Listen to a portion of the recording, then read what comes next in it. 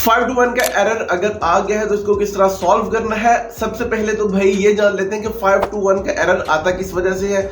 उसके बाद देखते हैं कि इसको सॉल्व करने के 4 स्टेप आपको बताऊंगा। अगर आप उनको फॉलो करते हैं तो मुझे उम्मीद है कि इंशाल्लाह आप इस वाले एरर को बहुत आसानी के साथ सॉल्व कर सकते हैं।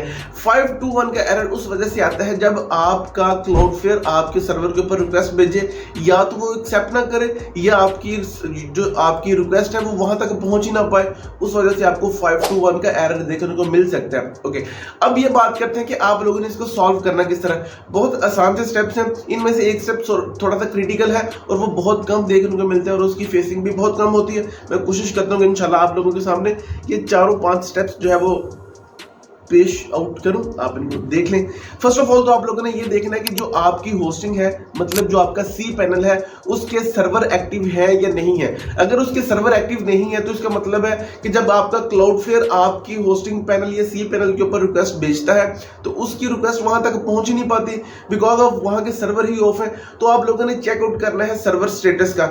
अगर आपका सर्वर स्टेटस ऑफ है तो आप होस्टिंग की जो है वो सपोर्ट के ऊपर जाके उनको पूछ सकते हैं कि भाई मुझे ये वाला प्रॉब्लम आ रहा है, प्लीज इसको सॉल्व करें। अच्छा, इसकी भी अगर 2 रीजंस हो सकती हैं। फर्स्ट ऑफ ऑल लाइक अगर आप एपीकेस वाले हैं या आप इस तरह की निशेष यूज कर रहे हैं तो फिर आप ऑफशोर आईपी यूज करते होंगे। जब आपका आईपी डिटेक्ट हो जाता है या फिर आपने आईपी चेंज करना होता है, आपका ए नेम और सी नेम, अच्छा ये अलग टॉपिक है ए नेम और सी नेम वाला, लेकिन फिर भी जब आपका ए नेम या सी नेम का रिकॉर्ड कुछ और होता है और आपके होस्टिंग पैनल्स के अंदर आपका आईपी का रिकॉर्ड कुछ और होता है, तो उस वजह से आपके दोनों आईपी डिसमैच हो जाते हैं, जिस वजह से रिक्वेस्ट तो भेजी जाती है लेकिन आगे वो मसूल ही नहीं हो पा रही क्योंकि दोनों के कनेक्शन बिल्कुल डिफरेंट होते हैं। सो इस वजह से आपने चेकआउट कर लेना है कि आपके दोनों सेम है। अगर सेम है तो फिर भी अगर रिक्वेस्ट आ रही है फिर आपने होस्टिंग वालों से कनेक्ट करना है, राब्ता करना है कि भाई ये सीन है, अब इसका बताइए हमने करना क्या है। फर्स्ट ऑफ ऑल तो ये हमारा पॉइंट हो गया। अब सेकंड पॉइंट के अंदर ये है कि आप लोगों ने चेकआउट करना है कि क्या आपके क्लाउडफ्लेयर के आईपीएस, मतलब जो आपने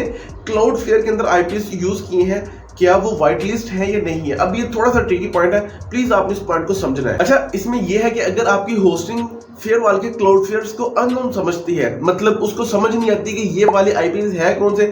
अच्छा, बेसिक अगर आपको नहीं याद तो हम मैं आपको बताते हैं, तो क्लाउडफ्लेयर हम यूज ही इसलिए करते हैं ताकि हमें जितनी भी अनअप्रोचमेंट्स हैं, जितने भी हमें जो है वो फेयर वाल अटैक्स हैं, हम उससे बच सकें।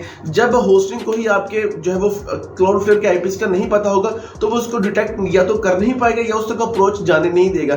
तो आपने इनको एक्टिव करना है क्लाउडफ्लेयर के अंदर जाके। तीसरा पॉइंट और मोस्ट इंपॉर्टेंट पॉइंट ये है कि आप लोगों ने, अच्छा जितने भी एरर्स आएंगे आगे, जितनी भी वीडियोस बनेगी उसके अंदर भी ये पॉइंट बहुत कॉमन है कि आप लोगों ने अपना जो ब्राउजर है उस वाले ब्राउजर के अंदर इग्नोटा मोड ऑन करना है, उसके अंदर चेकआउट करना है कि क्या आपकी वेबसाइट एक्सेस हो रही है नहीं, या आपने अपना ब्राउजर चेंज करना है। अगर आपकी उन दोनों के अंदर वेबसाइट ओपन हो रही है तो जो आपका करंट ब्राउजर है आपने भाई उसकी कुकीज भी रिमूव करनी है, आपने उसका बैकएंड जो भी आपका डाटा होगा, जो भी हिस्ट्री होगी, आपने उसको भी वॉश आउट करना है। जिसके अंदर होता क्या है, जब आप किसी भी साइट को बार बार एक्सेस कर पा रहे होते हैं तो उसकी कुकीज, उसके कैशेस आपके ब्राउजर के अंदर पीछे एक्टिव हो जाते हैं या पीछे जाकर स्टोर हो जाते हैं।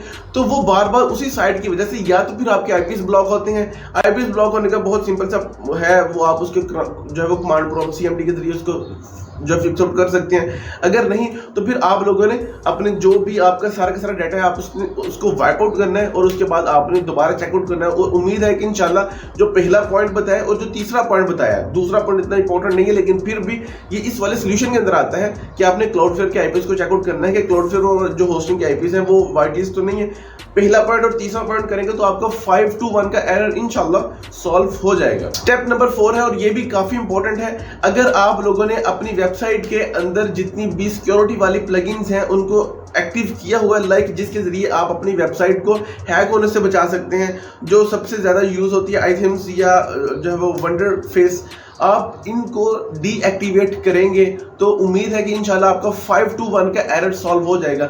अच्छा, इनका भी बेसिक यही फंडा होता है कि जब इनको लगता है कि कोई भी आईपी अनयूज है या कोई भी आईपी इनको मतलब लगता है कि हाँ यार ये वाला आईपी जो मुझे लगता है कि, मुझे नहीं लगता, क्लाउडफ्लेयर को ऐसा लगता है, तो उस वाले आईपी को फिर वो ब्लॉक कर देता है। आपके जो वर्डप्रेस के अंदर प्लगइन है वो वाले क्लाउडफ्लेयर के आईपीज को ब्लॉक कर देते हैं। सो आप इनको डीएक्टिव करेंगे जो आपके प्लगइन्स हैं, तो अभी आपका 521 का एरर सॉल्व हो जाएगा।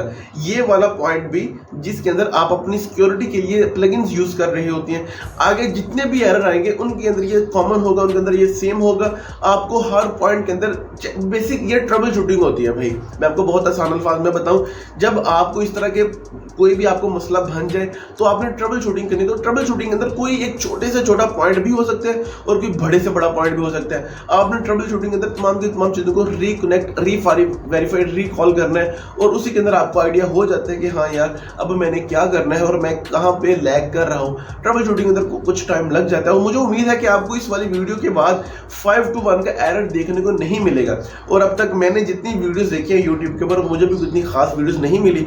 सो एक डेडिकेटेड वीडियो बना दिया। आई होप कि ये वाली आपके फायदे में हो। सो भाई मेरी बात सुनिए आप, ये वीडियो है तो एवरग्रीन टॉपिक, इसके अंदर चुस्त नहीं माननी चाहिए, लेकिन फिर भी हम मान रहे हैं कि भाई इस वक्त टाइम हो गया 5:38 AM, नमाज के बाद ये वाली वीडियो शूट कर रहे हैं। और आज है 5 अगस्त और हमने ये थोड़ा सा किया था कि हम इस वाले मंथ के अंदर 30 वीडियो अपलोड करेंगे, जबकि 1 और 2 तारीख को कोई नहीं अपलोड हुई, 3 को अपलोड हुई, 4 को फिर अपलोड हुई और 5 को शूट हो रही है। और मैं ये दुआ करता हूँ कि वीडियो आज ही एडिट हो रहा, आज ही अपलोड हो। At the end of this mark x इंशाल्लाह 13 दिसंबर 2025।